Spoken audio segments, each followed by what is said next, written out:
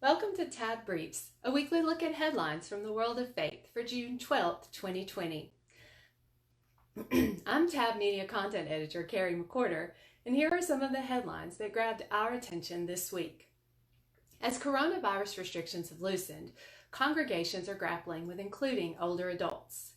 A U.S. Senator from Missouri is asking for a civil rights probe of state limits on church services, and a U.S. appeals court has ruled in favor of abortion education. First up, people in every age group have felt the effects of the coronavirus-related closures of the past 2 months, but perhaps no group has been affected quite as much as senior adults. As researchers continue to study the overall impact of COVID-19, data suggests that residents of nursing homes and long-term care facilities have been the population hardest hit during the pandemic. The virus is known to be particularly lethal to older adults, especially those with underlying health conditions. And what we're learning is 8 out of 10 coronavirus deaths reported in the United States have been among adults 65 years and older, according to the Centers for Disease Control. For churches, senior adult members have been a particular concern while making plans to gather in person again.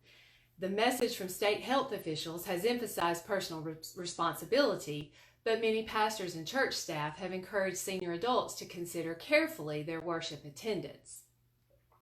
Grounded in concerns for their physical health, such guidance presents a challenge when it comes to caring for seniors' spiritual and social needs.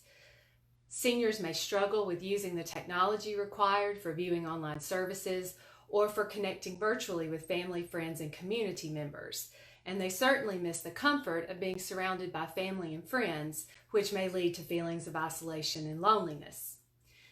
Missy Buchanan, who is a writer and speaker from Rockwall, Texas, and she focuses on older adults, she told Religion News Service that it's becoming more of a challenge to figure out how we minister to and with older adults during this time.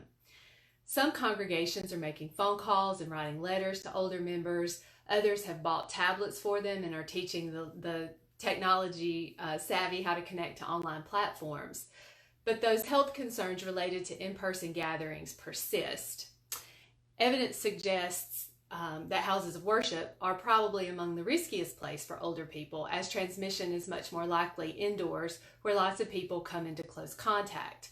And we've probably heard that multiple COVID-19 cases across the country have been linked to people attending church and synagogue services or events. So the result of this may be that older people will be the last to come back to church. And even then, without handshakes and hugs, being at church may not be what they are hoping for. As for churches, the absence of senior adults is significant beyond the relational aspects, because older Americans prior to the pandemic were nearly twice as likely as younger Americans to attend church and worship services before the shutdowns. A recent Pew Research survey found that 61% of those born before 1945 attended religious services monthly or more, compared with only 35% of millennials. So reaching out to older adults and keeping them engaged in the life of the church is certain to be one of the challenges in this next stage of coping with the coronavirus pandemic, Buchanan said. Keeping senior adults serving is important, said Peggy Fulgham, who is the minister to older adults at Johnson Ferry Baptist Church in Marietta, Georgia. One way she has done that is to ask older members to write congratulatory cards to high school seniors whose graduations were canceled. The note shared encouraging words and a bit of wisdom from one senior to another. Here at TAB, we would love to hear your ideas for how you're reaching out and engaging senior adults during this time. You can send your ideas and your thoughts to news@thealabamabaptist.org. Next up, as many churches grapple with plans to gather again, one U.S. Senator is calling for a federal civil rights investigation of states that have placed strict limitations on religious gatherings during the coronavirus pandemic.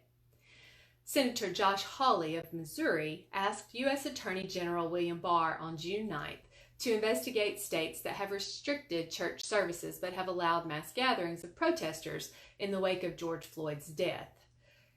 State authorities cannot block religious speech while allowing protests simply because the states think the protest speech is more valuable, Hawley wrote in his request.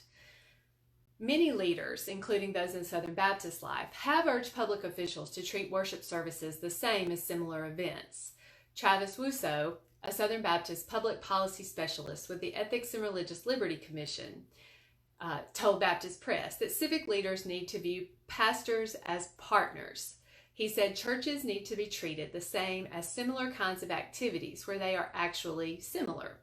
And he added that church leaders can be trusted to keep their congregations safe and to love their neighbors. Now, if you'll remember, and we talked about this, that Southern Baptist leaders commended guidelines issued May 22nd by the CDC for restoring in-person worship gatherings. The guidance reminded state and local officials to take the First Amendment right of religious liberty into account when they institute policies for reopening their campuses.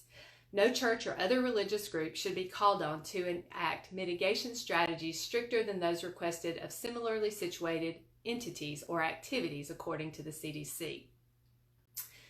And finally, in Missouri, the U.S. 8th Circuit Court of Appeals dismissed a lawsuit on Tuesday filed by a member of the Satanic Temple against a Missouri abortion law. At issue is a law requiring women seeking an abortion to receive a pamphlet that states, "The life of each human being begins at conception. Abortion will terminate the life of a separate, unique, living human being."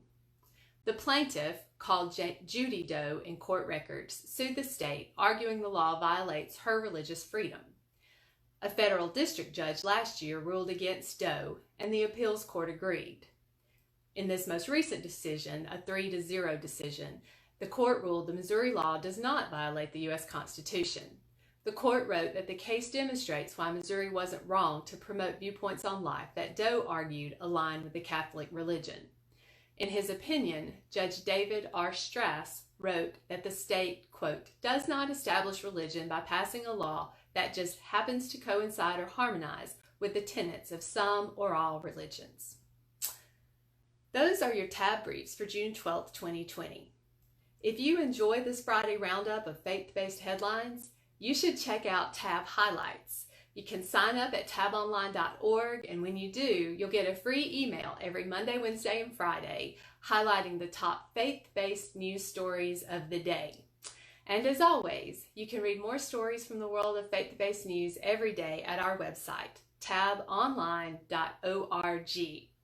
Thanks for watching, and we hope you'll join us again next Friday.